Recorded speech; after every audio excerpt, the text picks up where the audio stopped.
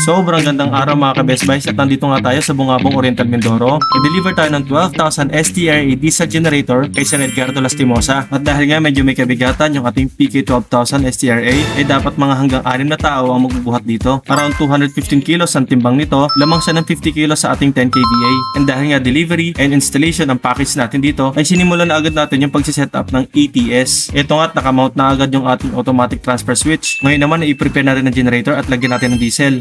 I-double check ko na din yung langis ng ating generator. Mahirap kasi tumakbo kapag naka-low oil yung ating generator. Kailangan kasi at least 2 liters yung ating oil. Tumatakbo kasi ito ng hanggang 10 hours. Kaya naman dapat loaded siya. I-start natin yung generator sa pamamagitan ng remote control.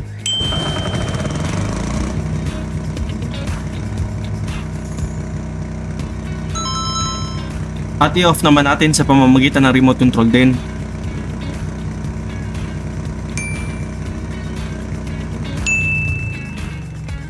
Ngayon naman ay i-orient natin si Sir Edgar sa mga indicator lights and functionalities ng ating ATS. And without further ado, irantas na natin yung ATS sa ating freaking 12,000 STRA.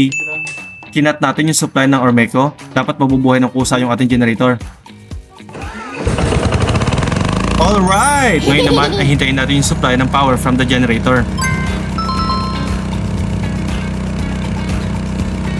Papasukin naman natin ngayon yung supply ng mains while the generator is running. Tingnan natin kung anong mangyayari.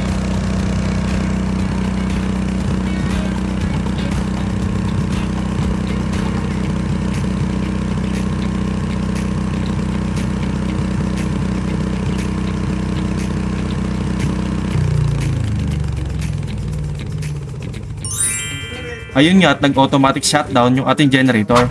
Ngayon naman ay mag-load testing tayo at pagganahin natin yung mga appliances na meron sina Sir. Mga ilaw, refrigerator, water dispenser, electric fan, ceiling fan, aircon, another ceiling fan, pangalawang aircon, pangatlong aircon. Buhayin na rin natin yung isang water heater since malaki naman yung generator nila. At nagbukas na rin ng isang TV at meron pa palang isang water dispenser. Binuhay na rin ni Sir yung kanyang 1 horsepower na electric motor para sa kanyang pool. At ngayon, silipin naman natin yung power consumption. 4.4 kW at may 62 Hz, perfectly working yung ating generator. At ngayon naman, ipatakbuhin natin hanggang 30 minutes yung ating generator para makita natin yung mga surges ng mga appliances. Usually, yung mga induction motors na may starting current, ang minomonitor natin dito. 2 to 3 times yung power requirement nila sa starting current. Kapag hindi kinaya yung surges, nag-overload or bigla na namamatay yung generator. And after 30 minutes, pabalikin na natin yung supply ng mains para mag-automatic shutdown na uli yung ating generator.